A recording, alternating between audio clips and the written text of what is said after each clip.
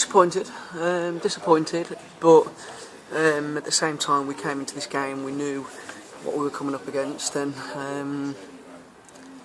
I think there has to be, I keep saying it, a realism of where we are. Our situation at the minute is where we're scrapping for every point. We're, however people,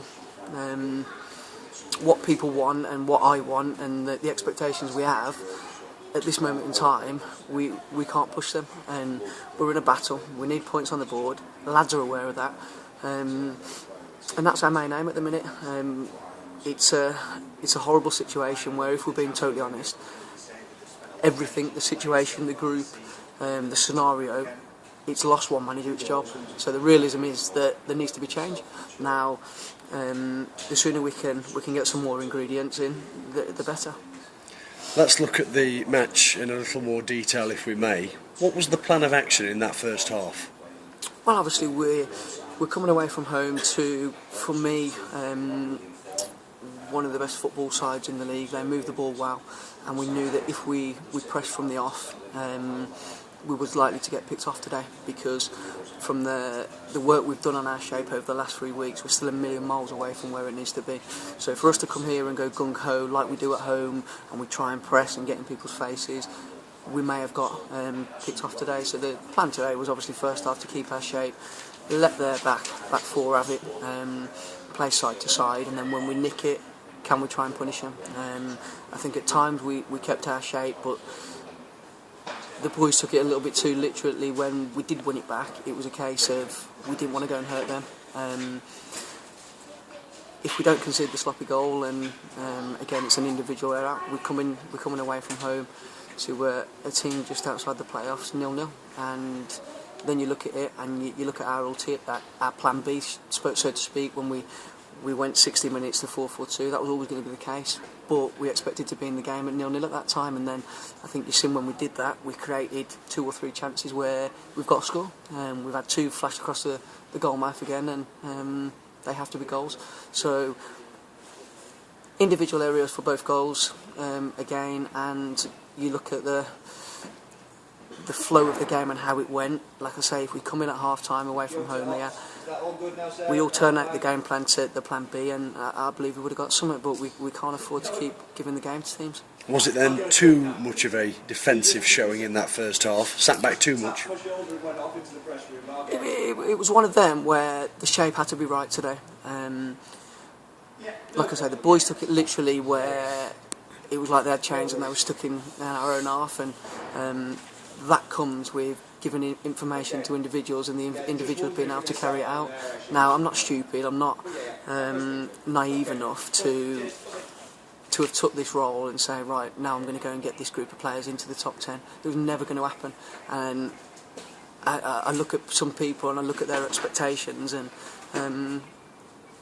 as much as I want and as much as I want to succeed, as frustrating as it is for me, I've got to be realistic at where we're at. And we picked 4 points up from 3 games, 2 away games, 2 very tough games. The home game against Hartlepool we expected to win. We went to Wimbledon, and as an away game, if you come away with a point, you're happy. Obviously we did it the other way around and got the win at Wimbledon. So from where we are at the minute and the situation we're in, the 4 points were big to us. What must hurt you most is that display throughout the 90 was not an Adam Murray performance. By that I mean it didn't reflect your qualities, of which we're so accustomed to seeing. And that's the frustrating thing, that the first 45 minutes, as I've let the lads know at half time and at full time, is not what I'm about, and I won't have my teams going out there and going through the motions. But like we said after the Hartlepool game, that's the inconsistency of this group at the minute. We do all the preparation, all the work, and we've just spoke then, the lads can't be any more prepared, but when you're on the sideline and you're tossing a coin not knowing what's coming next, something has to change. Are these lads giving me everything? Yeah, they are. Is it enough?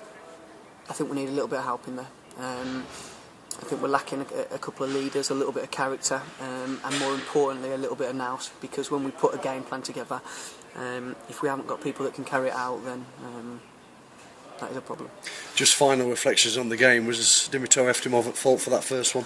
I'll have to see it again. I mean, the goalkeeper coach said it was kind of moving as it's gone towards him, but even so, I don't think it should get parried down into that area. But we'll have a look at it again, and I'm not going to criticise him because I think since he's come into the team, he's been superb, and probably couldn't have done any more.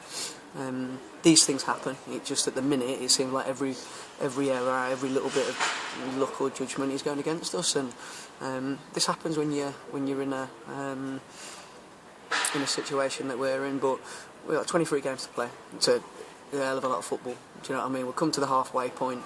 I'm going to do my best over the next 2 weeks to freshen things up because I think it's needed. I think, like I've said over the last couple of weeks, if it was an external change of manager, there would have had to have been freshness. There has to be a fresh emphasis put on the group's energy. The atmosphere in the group needs to be brought up another notch again. And we need to do that, and I'm not worried in the slightest because I've seen the good things that we do, and I know that when we get these ingredients in, that we're going to be okay.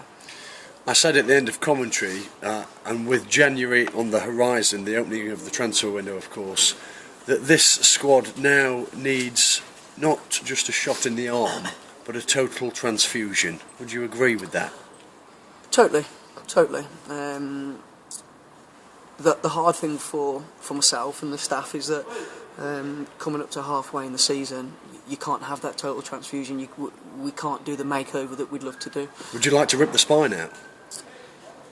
I'd like to make big changes. I think it's needed. I think for the way I want to play, I said from the off of this, and I think in parts of games we've shown the way I want to play. At the minute, the ingredients in the cake aren't there to make the whole cake that I want to see. So we've had to revert back to a little bit of type because certain individuals and certain players are used to formations and ways of playing, and to take them from black to white as quick as I want to, it would end up being kind of a negative on the whole situation, and we need to try and get points on the board. Like I say, over the last 3 games we've picked 4 really valuable points up. Our battle now is for the teams in and around us. We need to win them games, and then we need to try and nick points off the teams above us and try and hang on to them 2 or 3 above us, and then take them over. So there's a lot of work to be done. We've got 2 weeks now where we can set some things in stone, and like I say, hopefully put a new fresh impetus into the group. How many new signings do you think are needed? A few. It's obviously all going to depend on the loan players and the final decisions we make there.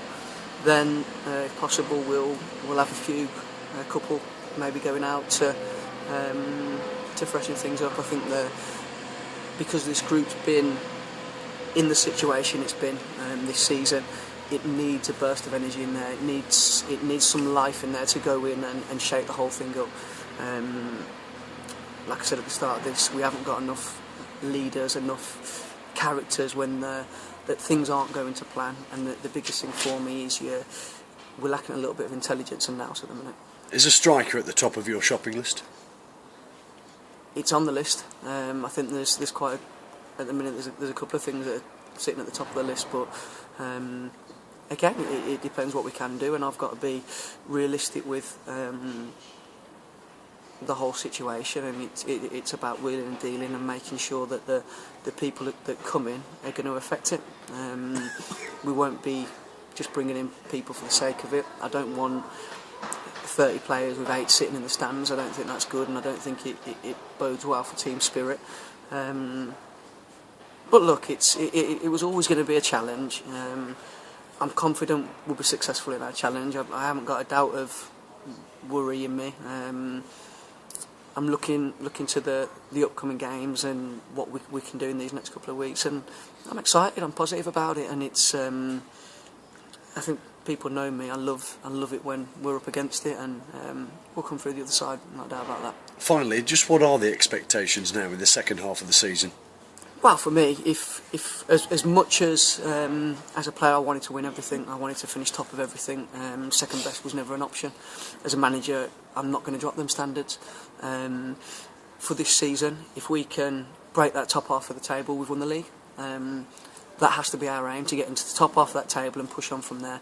Anything above that, we're in dream world at the minute, because we're like I say, a manager doesn't lose his job for no reason, and there needs to be change. There needs to be a freshness brought into the group, and then we'll start moving up the table.